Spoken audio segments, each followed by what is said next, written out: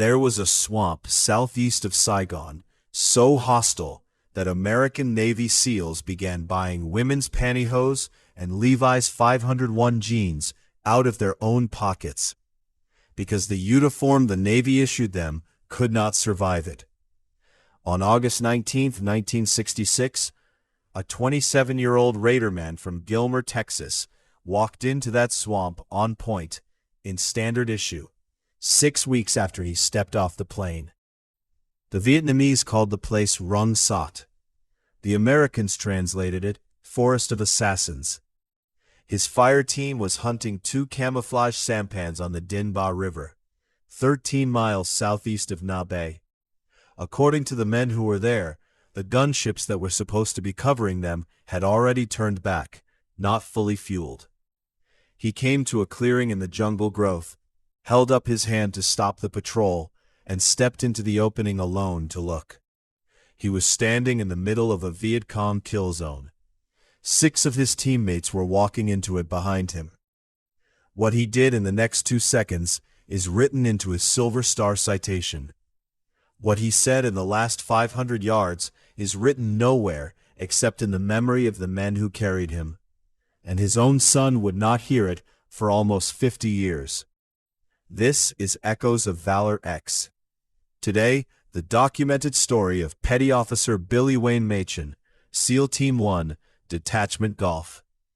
He was born December 20th, 1938, in Gilmer, Texas, Upshur County, East Texas Piney Woods, a farm town of a few thousand people. He enlisted in the United States Navy on July 9, 1957, at 18. Boot camp in San Diego. Radarman school at Treasure Island. Then the destroyer USS Frank Knox, submarine school at New London, and the radar picket submarine USS Raton. In April 1960, he volunteered for underwater demolition team training at Coronado. According to a friend who went through it with him, 38 men started that class and 8 finished. Machen was one of the 8. He served with UDT-12 until an honorable discharge in July 1962. Then, he tried to be a civilian. He enrolled at the University of Texas and stayed 3 years. It did not take. In January 1965, he knocked on his friend Martin Mapes's door early in the morning and told him he was going back into the Navy. Mapes told him to wait a minute, he would come too. Machen returned to active duty in February 1965 and was assigned to SEAL Team 1 at Coronado. The SEAL teams were 3 years old. Nobody in them had a manual for the war they were about to be handed. He married a woman named Carol. In July 1966, 2 things happened in the same month. His son Samuel was born in California, and Billy Machen deployed to Vietnam. When his teammates celebrated the birth with him, he told them it was a shame he would never see the boy.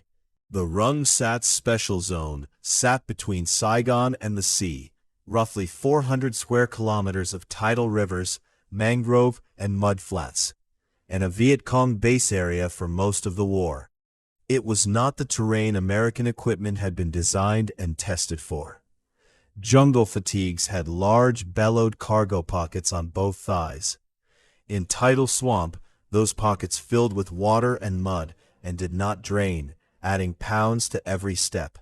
The elephant grass shredded the fabric. The tropical leeches came through the weave. The fixes are famous now. Levi's 501 and 505 denim, because it fit close, shed water, and held no mud. Women's nylon pantyhose underneath, because the mesh was too tight for a leech to bite through and too smooth for one to climb. Wool socks instead of cotton. Word of mouth, platoon to platoon, paid for out of pocket. Those solutions spread through the SEAL teams in 1967, 1968, and into the early 70s. Billy Machen went into the Rung Sat in August 1966. The lessons had not been learned yet, because the men who would learn them had not yet paid for them. On August 19th, his patrol found a line of bunkers and weapons positions along the Dinh Ba River. They were extracted, then reinserted farther upriver to pinpoint two camouflage sampans a helicopter had reported. On the ground they found fresh tracks. Then they sighted the sampans, about 500 meters out. Machen was walking point. According to what the men on that operation later told his son, Machen did not want to go. He stepped out of the boat, picked up his rifle, said out loud that he did not want to go, and then walked into the jungle anyway. The clearing was the kind of gap a point man has to check before the patrol crosses it. Machen halted the team and moved into it alone. He searched the tree line and understood what he was looking at. The Viet Cong were lying in ambush on both sides, and he was standing in the center of their kill zone. He had two obvious options, and the citation names both.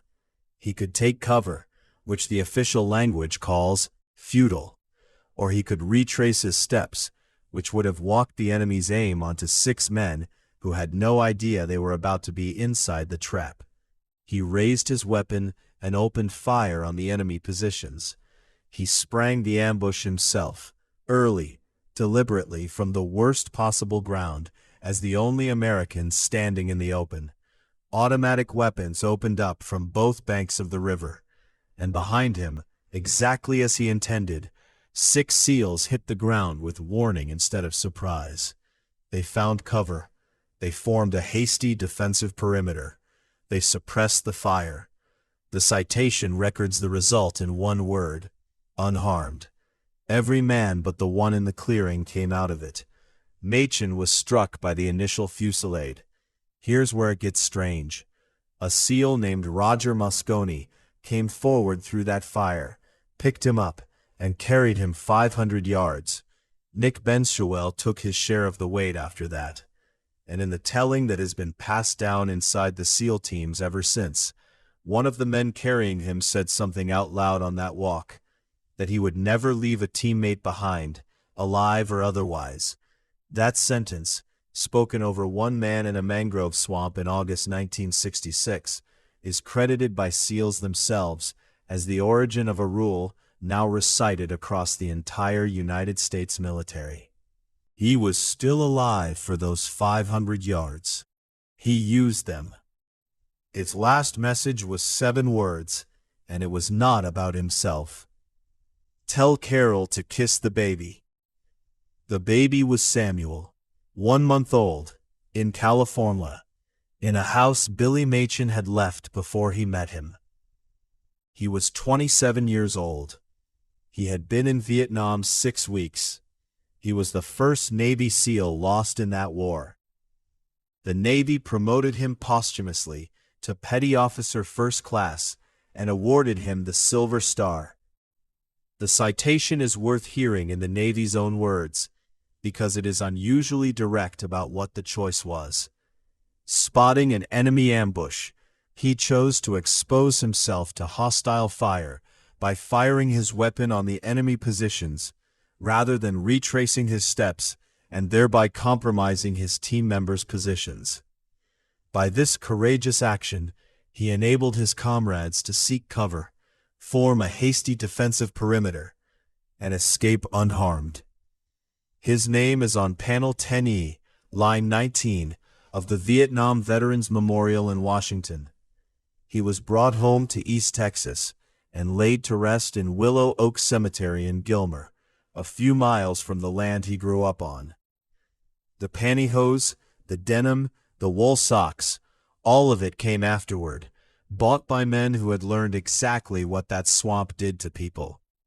Billy Machen went in before there was anything to learn from. 30 years later, his name turned up on a gate in the California desert. Camp Billy Machen is the Navy SEAL Desert Warfare Training Facility on the edge of the Chocolate Mountains in Southern California. Every SEAL who is trained for desert operations there has done it at a camp carrying the name of a radarman from Gilmer, Texas, who was in Vietnam 6 weeks. In Gilmer itself, there was nothing for 58 years. Sam Machen grew up in California, knowing his father was not coming through the front door. There was a family photo album on a shelf under the television.